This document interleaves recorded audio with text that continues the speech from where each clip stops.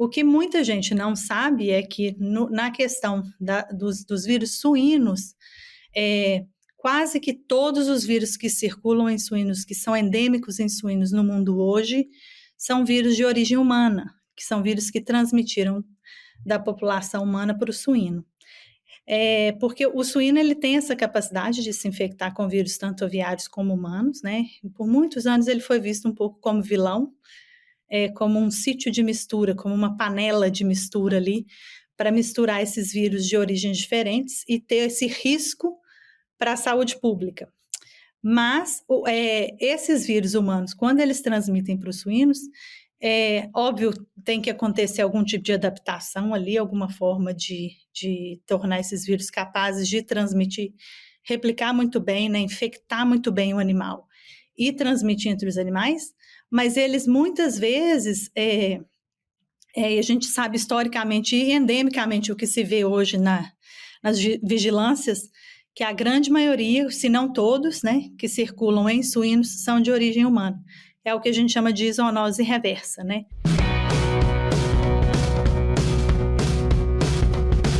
Muito boa tarde a todos. Estamos começando mais um Suinocast. Meu nome é Guilherme Brandt e esse que é um programa bastante abrangente que traz pessoas entendidas em diversos assuntos. Hoje uma pessoa me perguntou quem assiste o Suinocast. Eu falei, qualquer pessoa estando ou não na área, né? Então são alunos, são produtores, são trabalhadores diretos, é o pessoal da academia, é muito amplo essa abrangência. E hoje eu tenho a satisfação de entrevistar a doutora Daniela Rajão, diretamente da Universidade da Geórgia, nos Estados Unidos. Então é um programa internacional e eu fico bastante honrado aqui, Daniela, em te receber. É um prazer a gente conhecer, nós não nos conhecemos pessoalmente, e é um prazer a gente conhecer pessoas diferentes e também se fazer conhecido no nosso meio.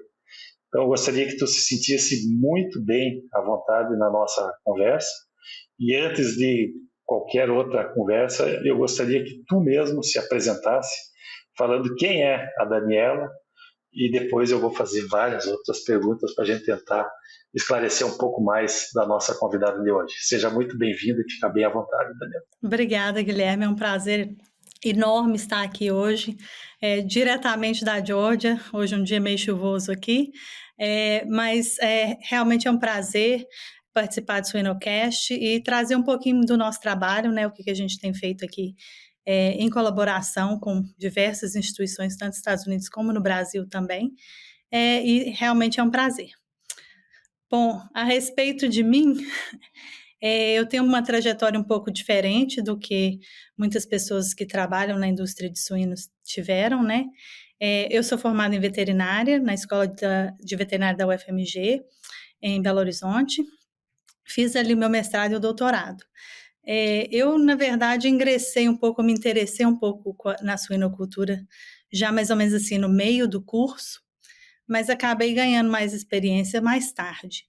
Porque na mesma época eu também me interessei com a virologia.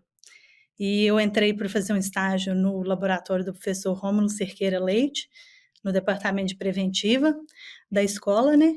E fui ganhando mais experiência em virologia, interesse, né, na área.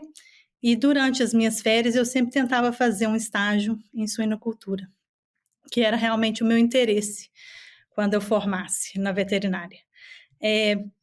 As coisas foram, acho que a vida foi dando aquelas mudanças que acontecem.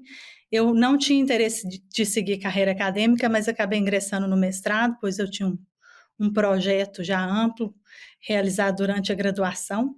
Eu fiz meu mestrado em cerca de 1 ano, e aí, em conversa e conselhos do professor Rômulo na época, de seguir no doutorado no que eu tinha vontade de fazer, que era com suínos, né? Que o laboratório dele não tinha muita... não era uma área que era focada, o laboratório dele.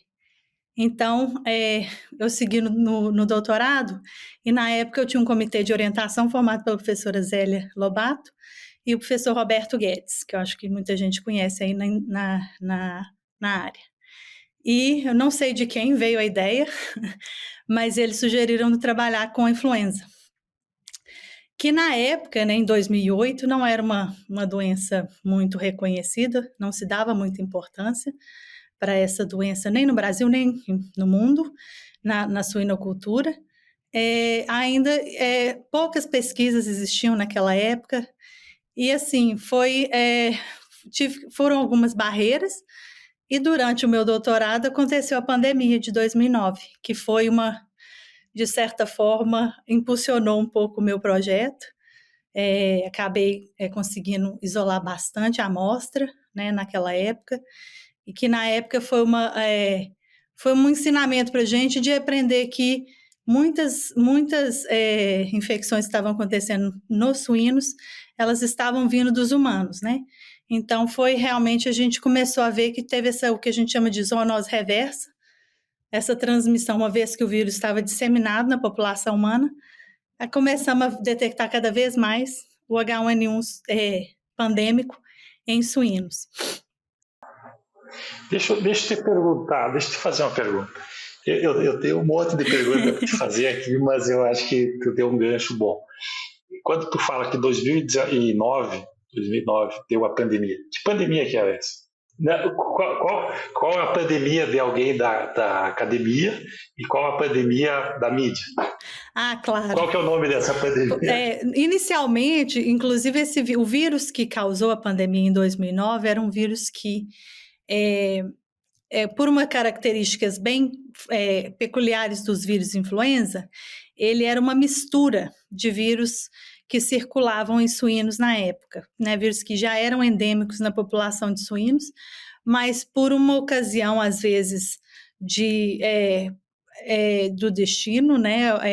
Essas condições ideais aconteceram para vírus que circulavam na América do Norte se misturarem com vírus que circulavam na Eurásia, né? Na Europa e na Ásia. E aí surgiu esse novo vírus, que era um vírus que acabou... hoje a gente sabe que ele ficou não detectado durante muitos anos, circulando na população de suínos.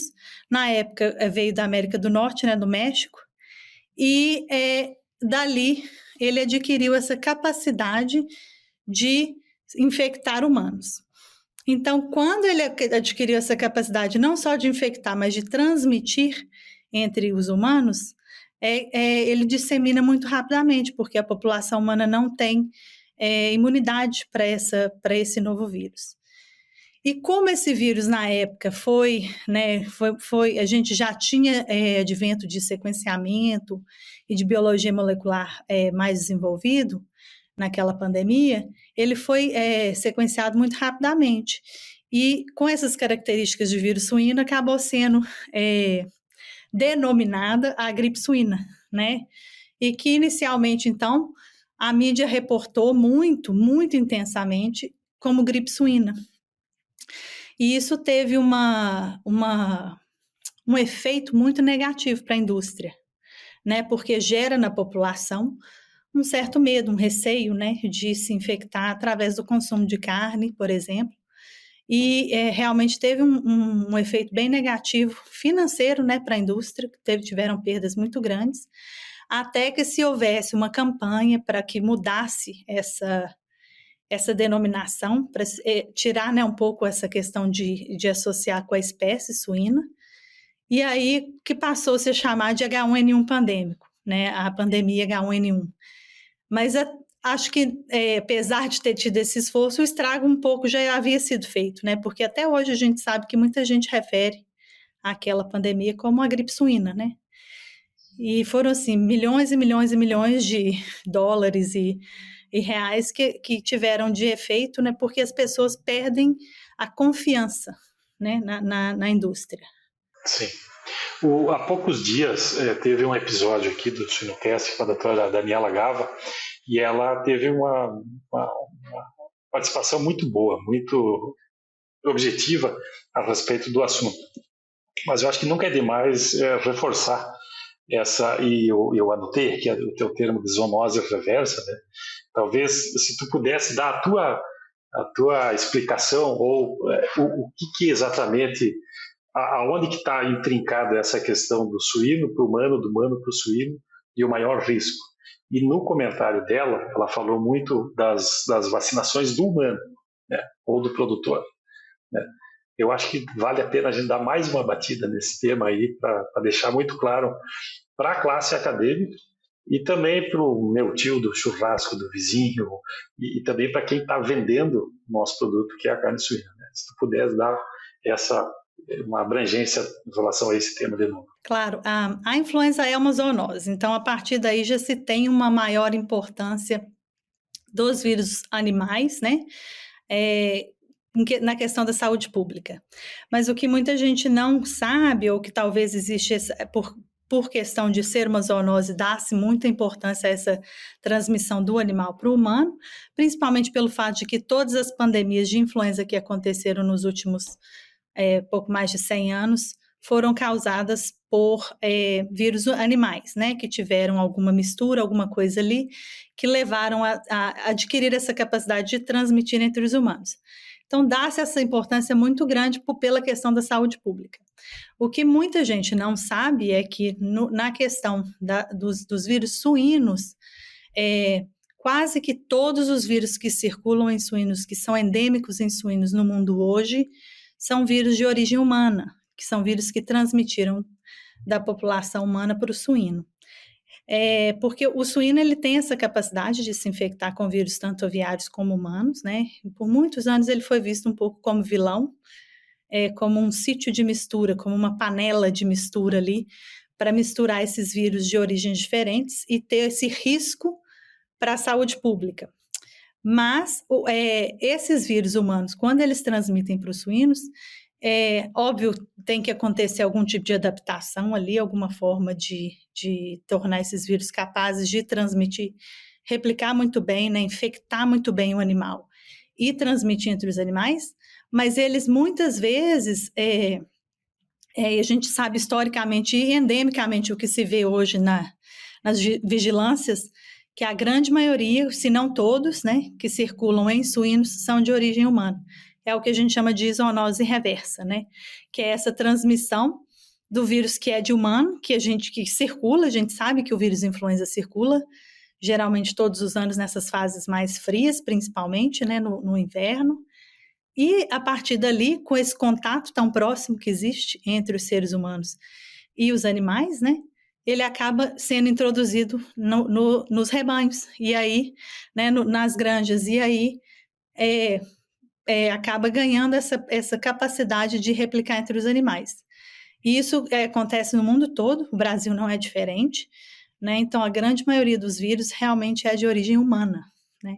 Que a gente acaba dando essa importância maior para a zoonose, mas para a indústria de suíno, a zoonose reversa, que é do humano para o animal, ela é realmente muito importante.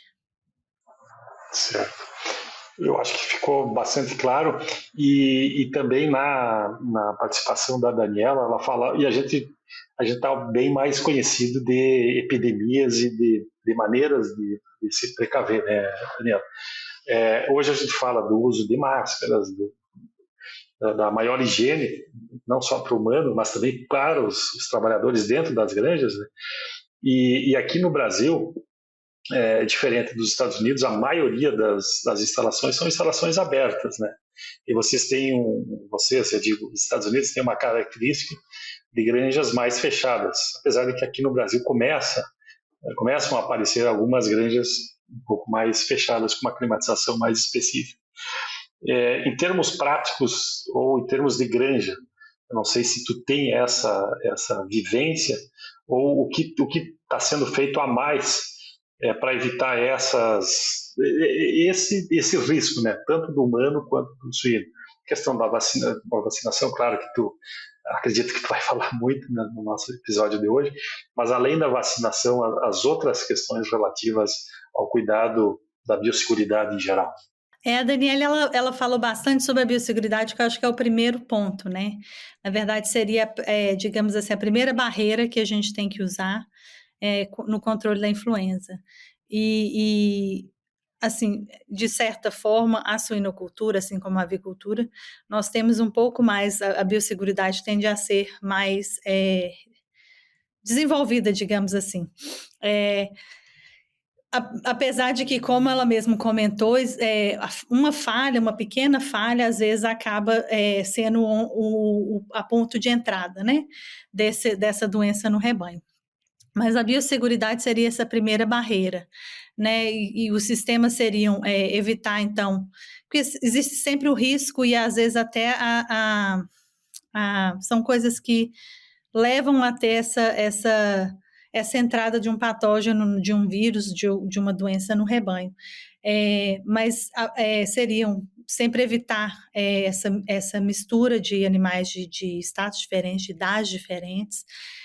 Aqui existe que seria o sistema que eles chamam de all-in, all-out, né, que seria todos dentro, todos fora, que ajuda, então, a fazer essa desinfecção entre um lote e o outro. A vacinação é que seria, depois da biosseguridade, seria essa segunda barreira, né, de tentar fazer um controle e de manter um status imunológico naquele rebanho, de forma naquela granja, de forma mais homogênea, né? Não, porque essa diferença na imunidade entre um animal e outro também acaba gerando uma situação mais favorável para a disseminação de um vírus, como influenza. E são fatores muito importantes nesse caso, né? Como foi muito bem relatado pela doutora Daniele. Aqui nos Estados Unidos seriam esses pontos e também as questões que existem hoje. A gente tem feito um trabalho, tentado fazer um trabalho de conscientização nessa questão de que o funcionário ele tem um papel importante na disseminação também. Então, é tentar fazer esse controle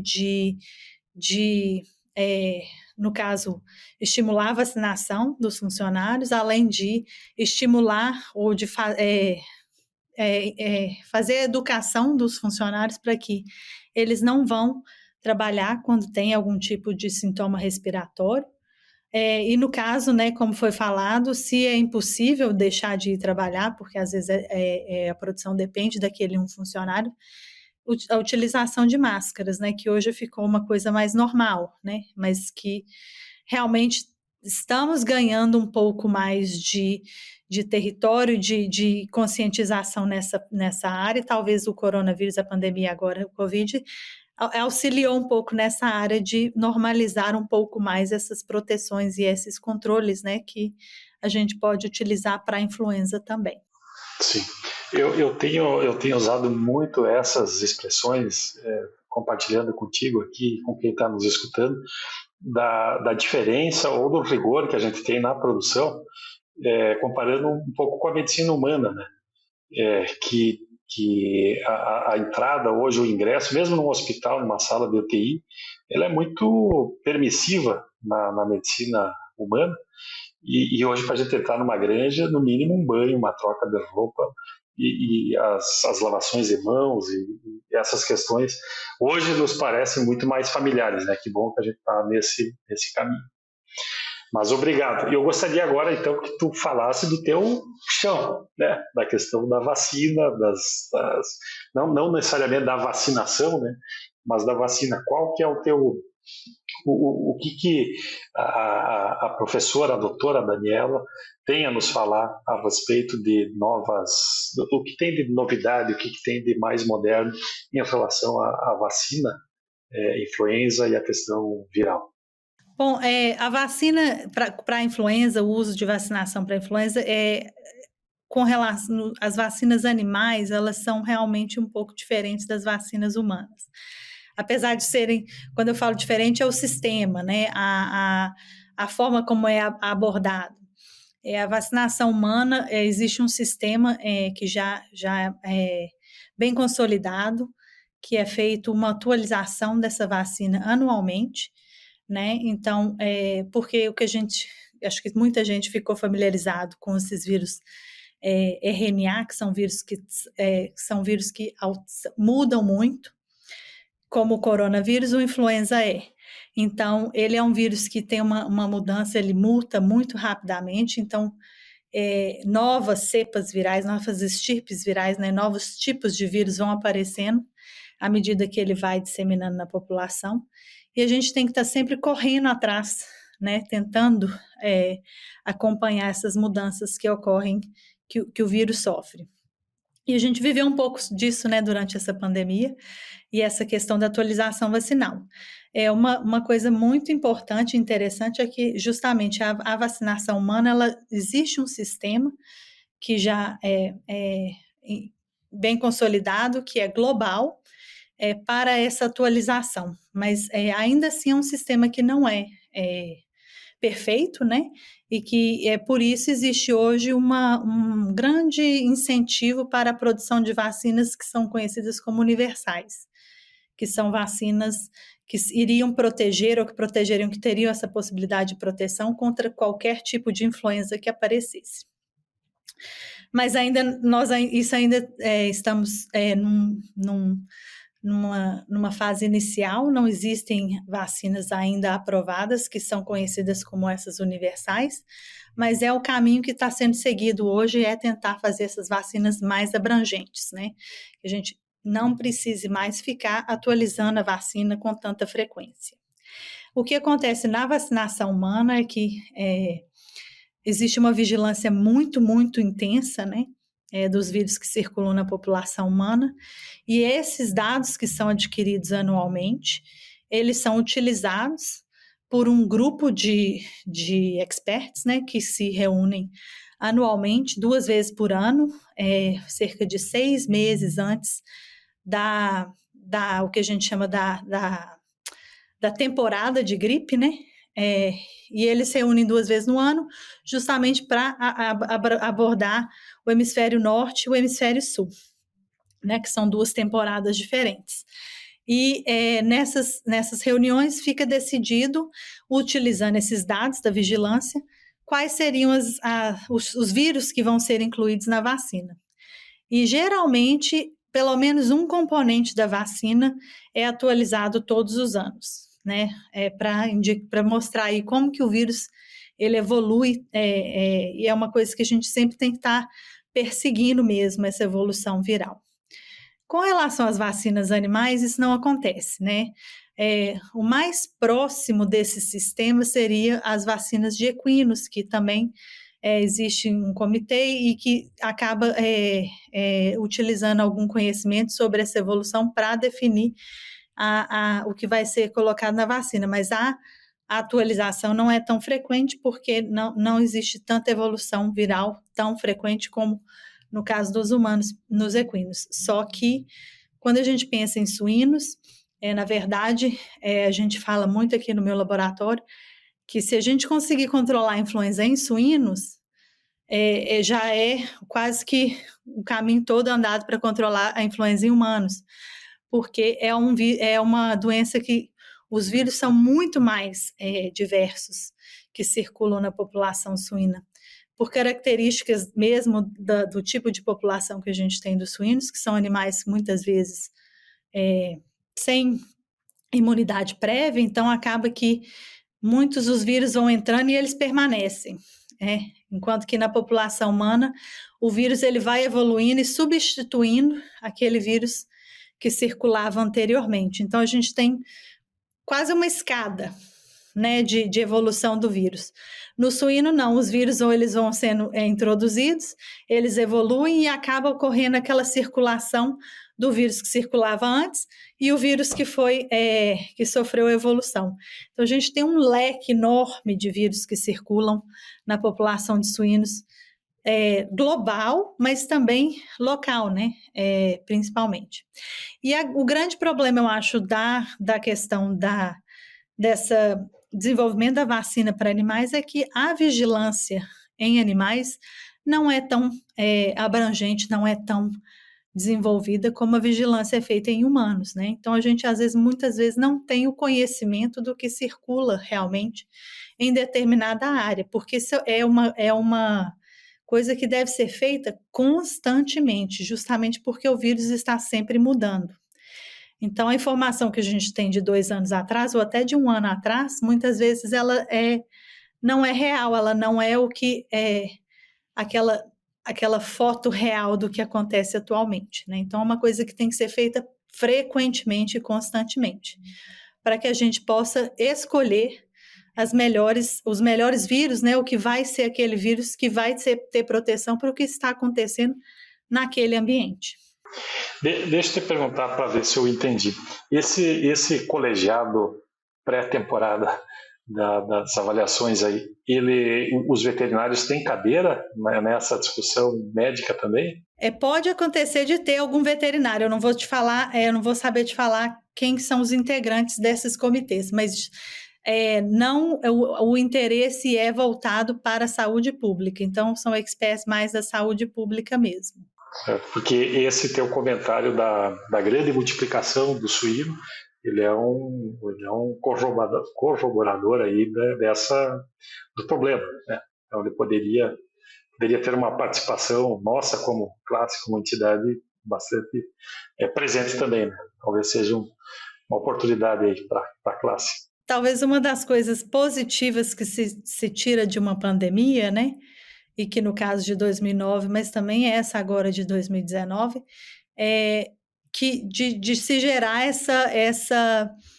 de se ver a importância do animal, né, da transmissão dos patógenos animais para o humano. E aí, nesses momentos, a gente tem um aumento maior da visibilidade e da importância que se deve ser dada para continuar a vigilância em animais, né? Que a gente sempre tem que estar sabendo o que está circulando, porque sempre existe esse risco, né, de transmissão.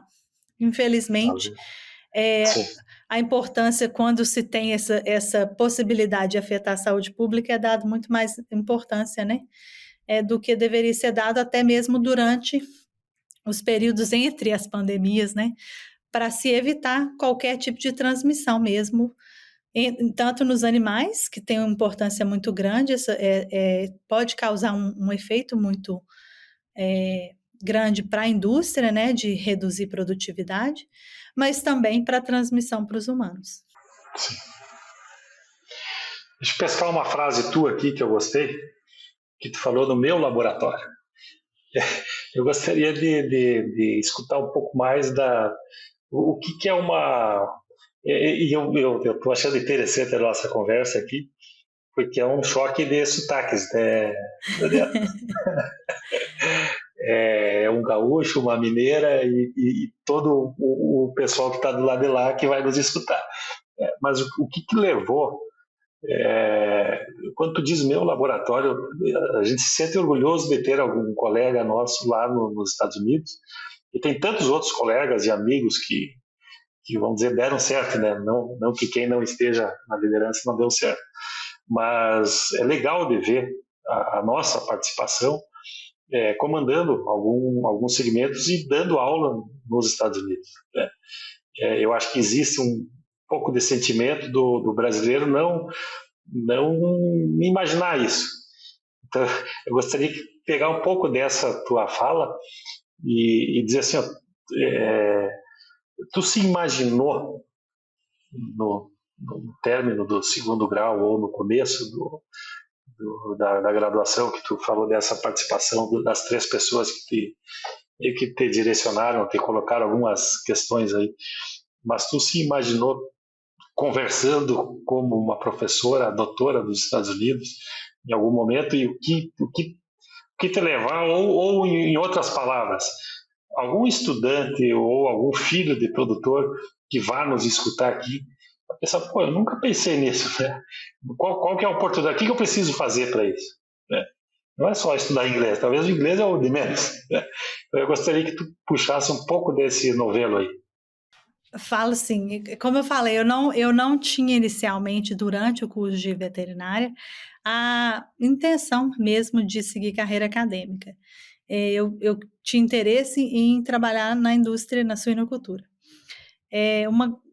Realmente gostava muito da parte da pesquisa e por isso eu acabei seguindo, porque já estava inserida, né, no mestrado e não tinha intenção inicialmente de fazer o doutorado, mas como foi a oportunidade de eu juntar as duas coisas que eu gostava, eu acabei fazendo o doutorado.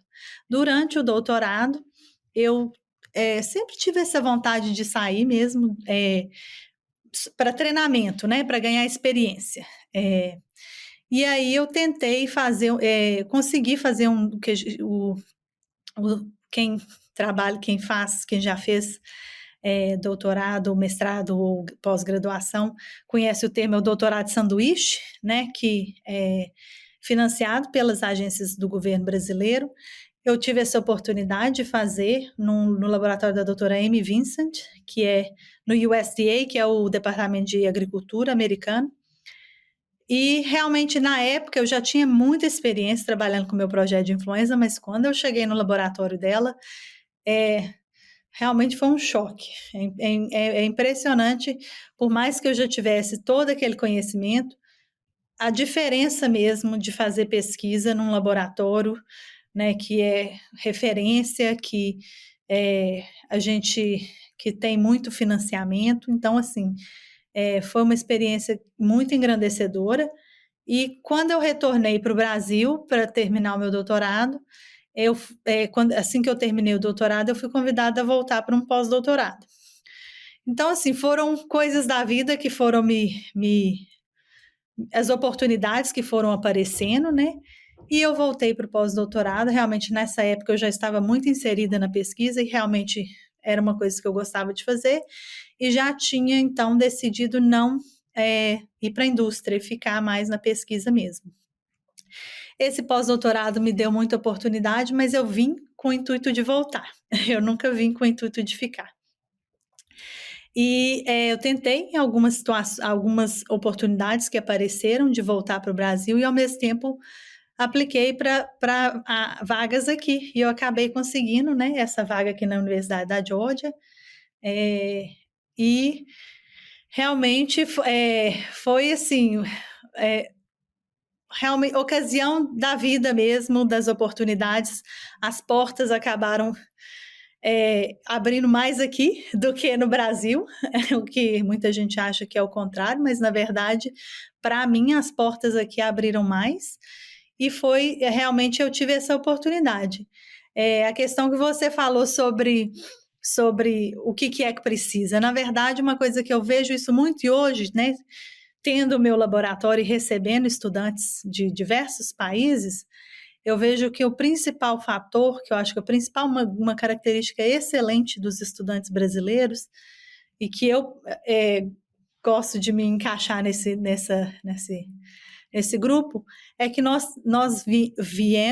vimos aqui para trabalhar com essa vontade, querendo mesmo aprender, querendo mostrar tirar o máximo dessa oportunidade que a gente possa, para poder crescer mesmo, né?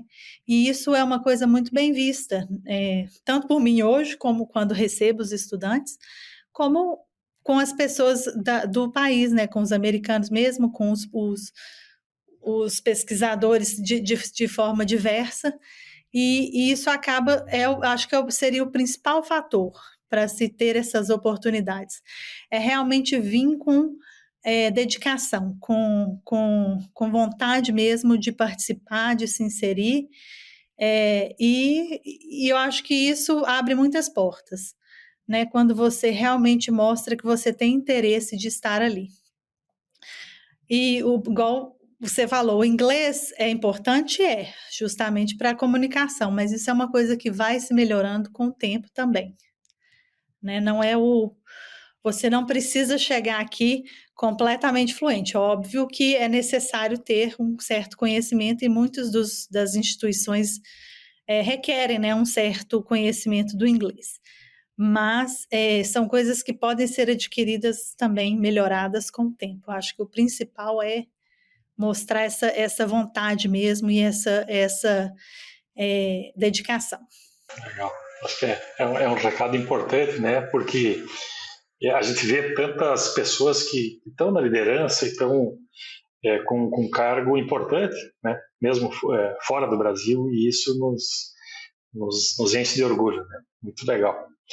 E eu não sei se tu tem participação dentro de granjas, acesso. Se tu tiver,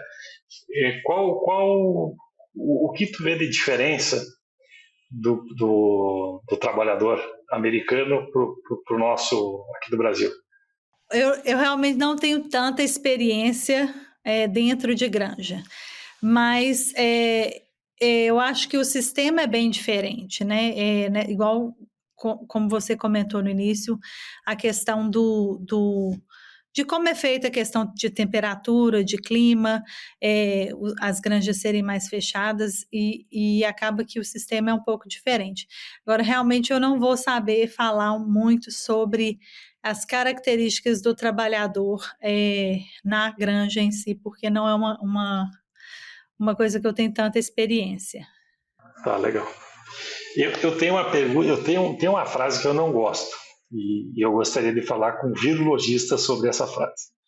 Quando a gente fala de desafio viral Brasil e mundo, eu já tive em algumas partes e quando a gente começa a explicar a nossa suinocultura e quando entra no capítulo sanidade e fala de PIRS, de PED e de outras virologias, quando a gente começa a explicar, nós não temos isso no Brasil.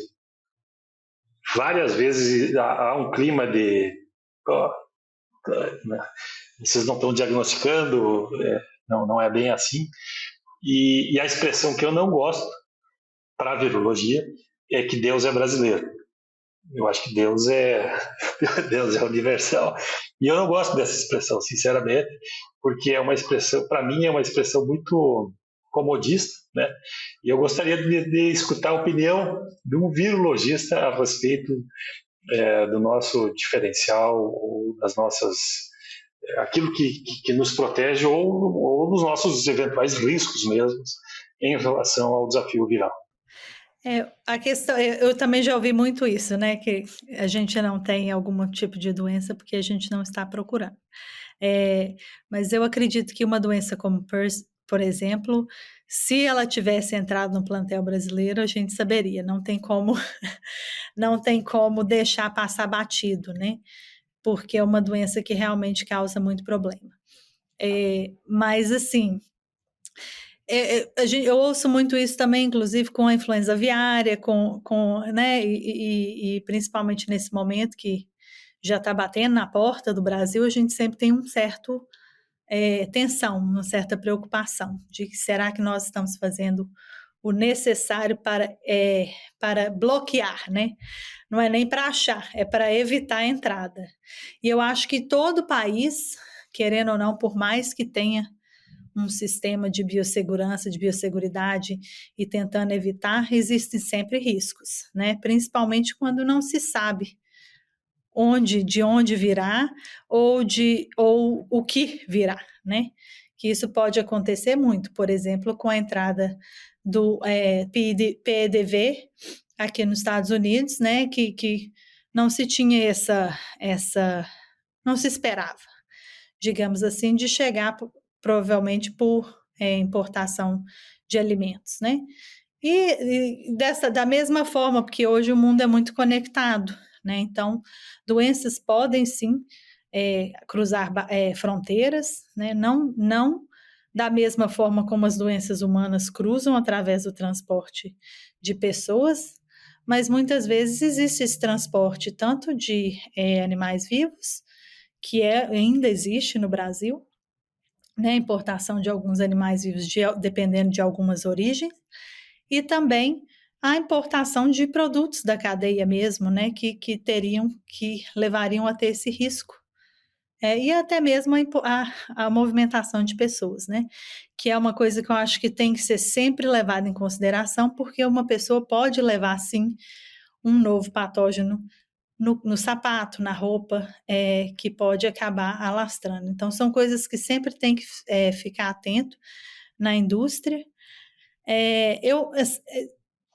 No caso do Brasil, existe sim uma certa vigilância, um certo controle, mas eu acho que nunca é demais melhorar.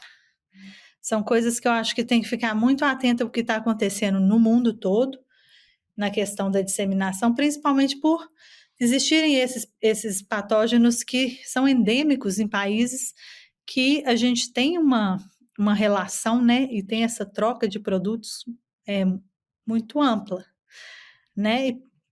Então, não necessariamente sendo países que fazem fronteira com o Brasil, porque a gente sabe hoje que o suíno, ele movimenta entre continentes, né? Então, isso existe sempre esse risco de doenças ou de patógenos da Ásia, por exemplo, de chegarem ao Brasil por transporte de algum produto, né? Que pode gerar esse problema. Eu acho que existe sim uma vigilância, uma tentativa de controle, né? Por exemplo, de evitar a entrada de pallets de madeira que podem transmitir algum tipo de praga, alguma coisa assim. Mas nunca é demais reforçar, eu acho. Eu acho que esse é um recado importante, né, vindo de alguém que está aí e que vê números bastante são dramáticos, né? Os números, as perdas, quando tu fala de mortalidade, tanto da PIRS quanto de qualquer a própria peste suína, né? No caso do suíno e da influenza aviária, e essas recomendações básicas, né? Hoje a gente tem a possibilidade de um produtor de pegar um avião e ir numa feira em qualquer lugar do mundo e voltar em muito pouco tempo, e às vezes até com equipamentos, né? Então, eu acho que também a nossa obrigação aqui deixar recados claros a respeito desse tipo de risco, né? E o ingresso de uma doença dessa é bastante trágico. E a conversa com o virologista sempre é uma conversa mais pesada do que de um bacteriologista ou de um sanitarista de outros patógenos, né? Porque o vírus normalmente é bem mais agressivo. Né? Eu acho interessante isso de gerar essa conscientização nas pessoas, né? Que pode acontecer com formas que, querendo ou não, às vezes não fora do nosso controle, mas muitas vezes está dentro do nosso controle evitar. Então, como você falou, visitar um outro país, visitar uma outra em outro país, visitar granjas, ter contato com os animais. Ao retornar, sempre ter esse cuidado de se fazer uma quarentena pessoal, né? Antes da entrada em qualquer outro estabelecimento que possa se transmitir, então, essa doença e, às vezes, introduzir uma doença que é exótica no país que não existe, né? E eu acho que evitar a entrada é muito mais simples do que controlar assim que ela entrou, né? Que seria muito mais dispendioso, teria muito mais custo para a indústria, né? E dependendo da situação, dependendo da doença, como a peste suína africana, que a gente tem visto que já é uma pandemia, né, atualmente, seria devastador, né, a gente controlar após a entrada. E a gente viu que foi realmente devastador para a indústria, para a suinocultura na China. E assim, eu acho que nós temos a capacidade, sim, como um país cuja agricultura é tão importante, a pecuária, de ter essa resposta imediata, mas eu não sei até que ponto que nós teríamos o mesmo capacidade de financiamento de um controle desse, porque pode ser devastador mesmo para a indústria. Legal. Vamos para uma parte mais leve aqui agora.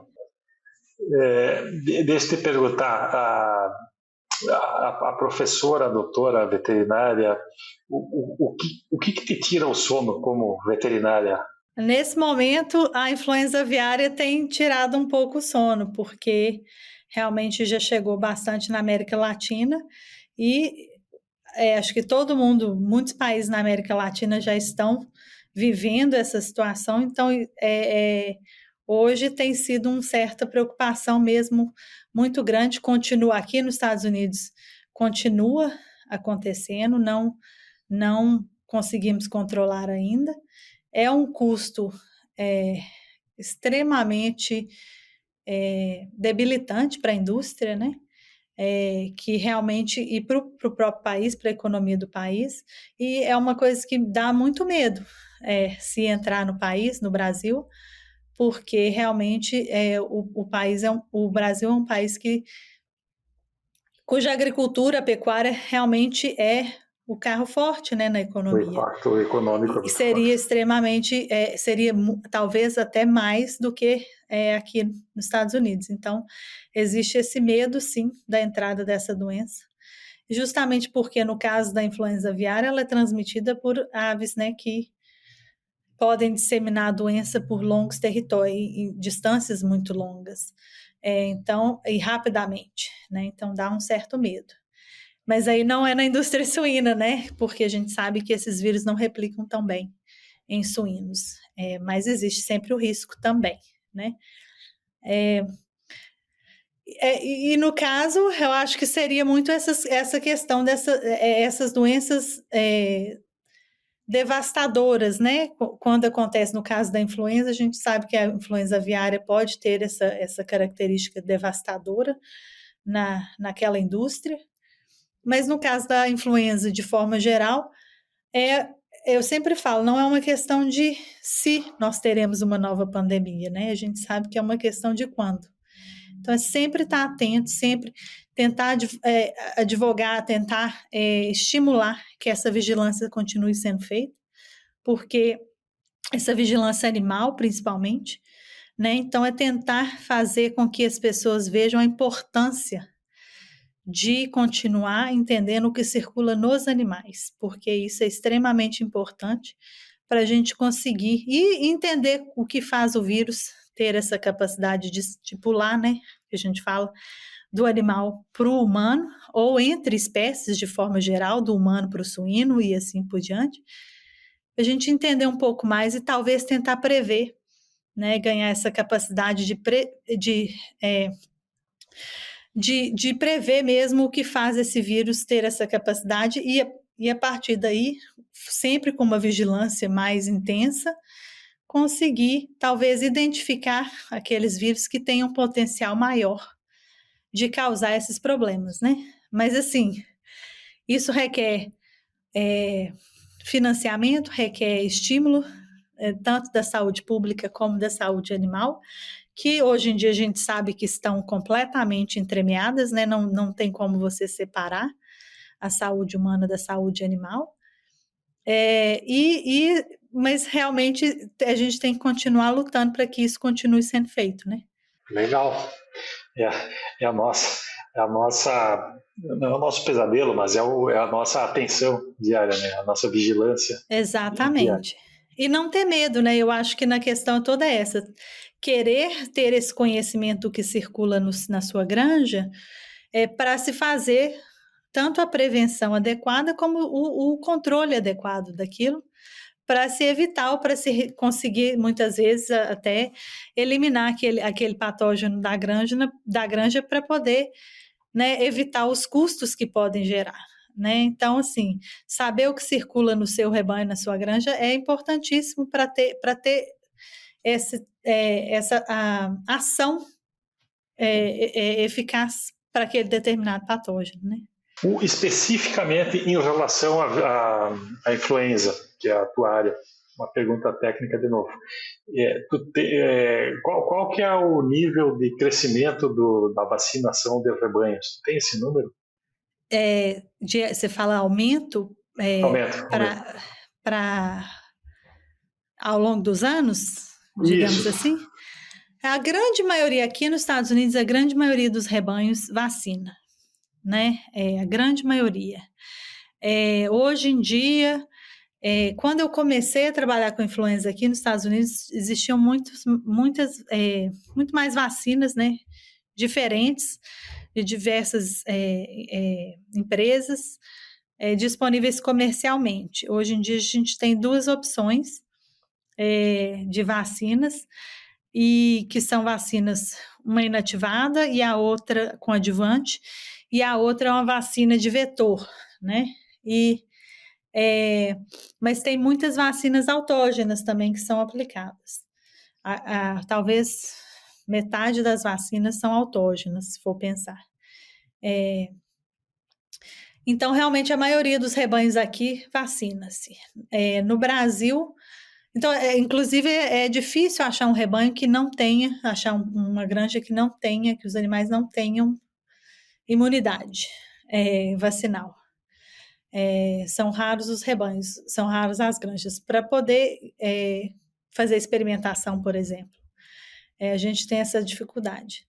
No Brasil, a vacinação tem aumentado, principalmente vacinas autógenas, porque a gente comercialmente só existe uma vacina disponível no Brasil e que é exclusiva para proteção contra o vírus pandêmico. Então, muitas vezes, eu acho que é importante uma coisa que é importante entender é que as vacinas, elas são eficazes, extremamente eficazes contra as cepas, contra os vírus que são semelhantes àqueles que estão na vacina. São extremamente eficazes. Mas, como eu falei, o vírus evolui muito rapidamente, a gente tem uma diversidade de vírus muito grande circulando, mesmo dentro de uma região, né, dentro de um país, e muitas vezes essas vacinas, elas obviamente vão perder eficácia se não é um vírus, se o vírus que circula no rebanho, no plantel, ele é diferente daquele que está na vacina. Mas mesmo assim, a vacina ela tem esse papel importante para a proteção contra sinais clínicos. Então, apesar de não prevenir a infecção e muitas vezes não prevenir a transmissão, ela tem esse papel de prevenir os sinais clínicos, o que já é um auxílio muito grande, né? Mas como a vacina no Brasil a gente tem comercialmente disponível apenas para o vírus pandêmico, muitas vezes as pessoas fazem o isolamento e a caracterização dos vírus que estão no rebanho e utilizam a vacina autógena, que pode ser mais eficaz para aquele vírus circulando naquele rebanho, naquele plantel. Eu te perguntei o que te tirava o sono, o que te dá sono? Essa é engraçada.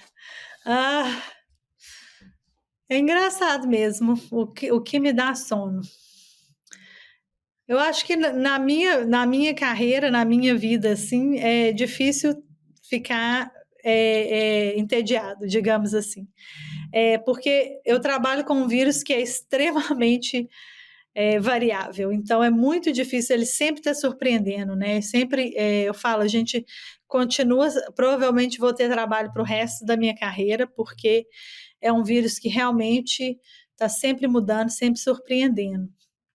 Né? A gente tem que torcer para um dia desenvolver uma vacina que realmente vai ter essa capacidade de proteger contra todas as possibilidades de vírus que circulam hoje, mas talvez estamos um pouco longe desse passo ainda.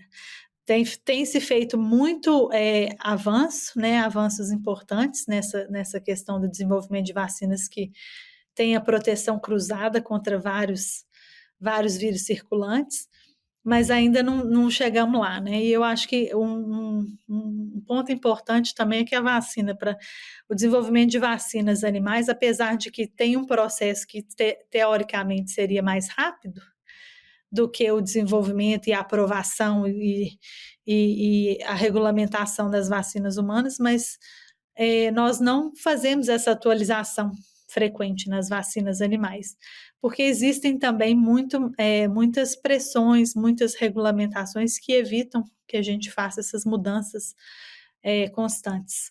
Então, seria muito interessante tentar, principalmente para a vacinação de suínos, ter essa vigilância e utilizar esse conhecimento com a vigilância, e que as empresas, que existisse uma certa pressão, né, para que a gente conseguisse ter um sistema parecido com o de humanos para suínos, para que essas vacinas possam ser atualizadas para o que circula no mundo, né, e principalmente com que vacinas adequadas para aquela região específica, porque a gente sabe hoje, apesar de que existe no caso da influenza humana, os vírus que circulam globalmente são bem parecidos, né, principalmente no hemisfério norte e no hemisfério sul, entre eles, por essa circulação de pessoas, o suíno acaba formando nichos diferentes, né? por a transmissão ela acontece de humano para suínos naquele país, mas acaba que ele acaba evoluindo de forma diferente ali naquela região do que vai ser o que vai ser encontrado em outras regiões. Então, hoje tem que ser uma vacina que é mais específica para aquela região, daquele vírus que circula naquela região. O que a gente não tem muito hoje, né? São as empresas, elas acabam tendo vacinas que são comercialmente disponíveis de forma geral, de forma global, né? Então, isso seria muito interessante também. Tá legal. Nós estamos aqui quase 1 hora falando. Olha, acho que o bate-papo está muito, muito legal e a gente está se encaminhando para o finalmente aqui. Tu falou uma frase, eu vou juntar uma palavra que tu falou aí de vírus, surpreender. Eu vou te perguntar qual é o livro de veterinária e o livro não de veterinário, um livro aberto aí, que eu vou usar o vírus surpreendente para a gente se tornar uma pessoa surpreendente ou um veterinário surpreendente. Qual a dica que tu dá aí de livro, de literatura, tanto técnica quanto não? Ou o que te ajudou bastante? Já existem muitos anos que eu fico muito focada em virologia, né? Então, no meu caso, que eu gosto muito do livro de virologia geral, né? Principles of Virology, que foi um livro que me ajudou muito na minha carreira e que um dos autores, um dos editores é o professor Vincent Racaniello, e ele, na verdade, é um dos principais, é uma pessoa extremamente vocal, uma pessoa extremamente ativa, né, um cientista extremamente ativo em disseminar informação. E ele tem um podcast, inclusive, que é interessante seguir quem tem interesse em virologia, chama This Week in Virology, essa semana na virologia, e que realmente ele traz muitas opções de como aprender virologia de forma até um pouco mais abrangente, um pouco mais acessível, digamos assim, de forma acessível, talvez para a população geral, né? Não só quem é virologista, só quem tem interesse. E ele sempre abre muito as formas como ele dissemina esse conhecimento, que eu acho que é uma coisa que nós na área científica não temos muito essa característica, né, de tentar passar essa informação para a população geral, para o público em geral. Então, realmente, Ótima dica. foi uma pessoa muito boa de seguir, de aprender com ele, e realmente eu acho que é interessantíssimo, importantíssimo a gente disseminar essa informação para o público geral, né? Principalmente o que a gente viveu recentemente, eu acho que muita gente acabou entrando um pouco mais nessa área de mídia, né, de redes sociais, para poder tentar transmitir a informação correta, digamos assim, informação baseada em fatos. Tinha muita gente fazendo podcasts, viu? Que exatamente, né? E esse trabalho realmente, que é como o trabalho do Suinocast, eu acho extremamente importante para a gente disseminar a informação baseada em fatos, a informação, né, baseada em pessoas que trabalham naquela área, que são experts naquela área, e para lutar contra a desinformação, né, para lutar contra essa grande corrente de desinformação que vem, né, com o advento, com o mundo mudando, com essa acessibilidade à informação que existe hoje em dia. É aí que podcasts como o Suinocast tem esse papel extremamente importante, né, de trazer o conhecimento para todo mundo, né? E algum livro de cabeceira, assim, debate pronto? Não, não dá tempo? eu, na verdade, para te falar a verdade, não tenho nenhum assim preferido. Eu gosto sempre de estar lendo um livro, mas eu prefiro ter um livro de cabeceira mais não científico, não na área. Prefiro para relaxar mesmo, para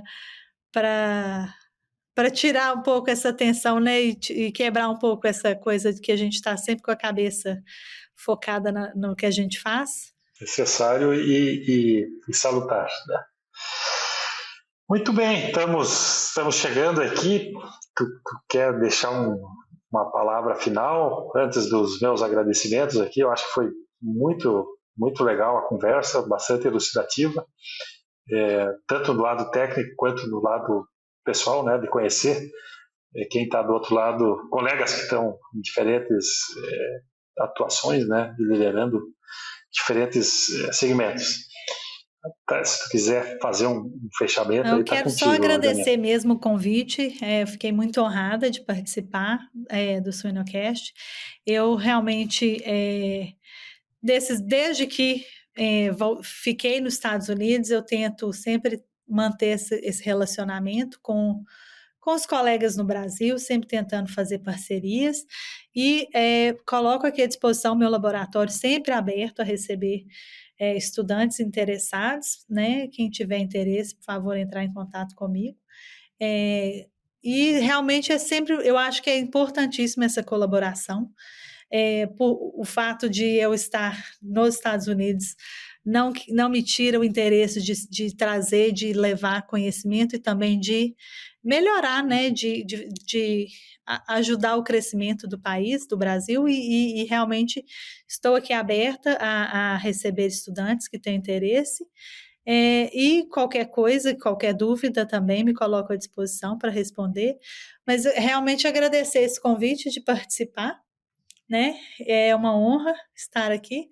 E muito obrigada pela conversa, que foi muito, acho que relaxada, né? Foi uma conversa muito sem muita tensão, sem muita seriedade. A gente só teve essa conversa mais para entender um pouquinho mais sobre a influenza e vacinas. Muito bom. Então, nós estamos terminando aqui mais um episódio do Sinocast com a doutora Daniela Rajão. Foi um prazer falar contigo, Daniela. E como tu falou, uma conversa, acho que leve, né? Uma conversa que abre leques, e tu deixou um leque abertíssimo aqui para quem quiser, quem tiver interesse em participar da tua equipe. Eu acho que ficou legal também essa tua abertura. Agradeço especialmente a tua participação e a participação de todos os que vão nos escutar aqui. Um prazer, muito obrigado.